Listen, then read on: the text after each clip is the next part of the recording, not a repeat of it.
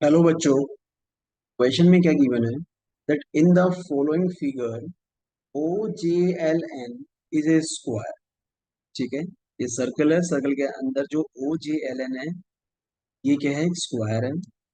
Person draw a circle with centre O. एक circle draw किया है जिसका सेंटर क्या है, ओ है। Which cut the square at K and M. So which of the following statement is true. तो कौन कौन से स्टेटमेंट ट्रू होंगे बस वो हमें चेक करना। ठीक है, अब देखो यहाँ पे ओ हमें सेंटर दिया हुआ और हमें दिया है कि ओ जे एल एन, ये क्या है, एक स्क्वायर है। स्क्वायर की सारी साइड्स क्या होती हैं, इक्वल इक्वल होती हैं। मतलब अगर ये ए है तो ये भी क्या होगा, ए होगा। ये कंप्लीट भी क्या होगा, ए होगा। और एल एन भी क्या होगा, ए ही हो। ठीक है, एक तो ये हो गया।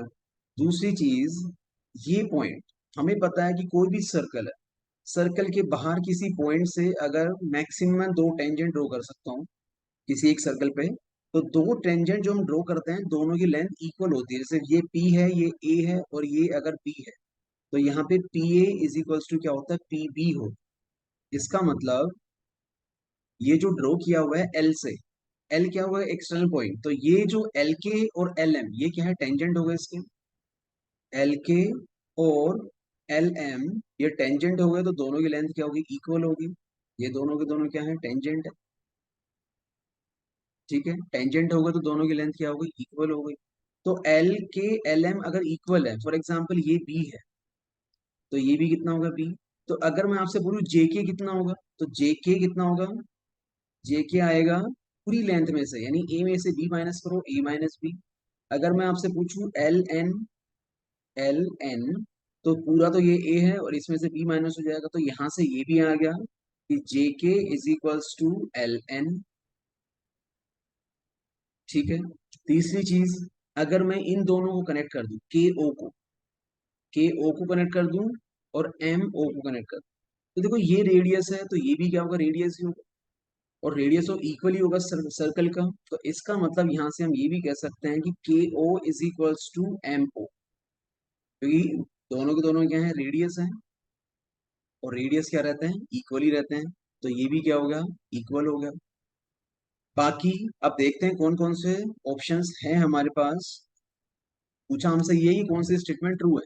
तो चलो ऑप्शन में देखते हैं कौन कौन से स्टेटमेंट। पहले बोल रहा है O K is equals to O M, तो ओके ओ एम ये वाला, तो पहला तो ट्रू है। Second option, L K is equals to L M, हमने देखा एल के और एल एम टेंजेंट है दोनों के दोनों, तो ये दोनों भी दोनों क्या होंगे, इक्वल लेंथ के होंगे, तो ये भी सही है। तीसरा, J K is equals to M N, तो देखो हमने यहाँ पे निकाल लिया J K is equals to,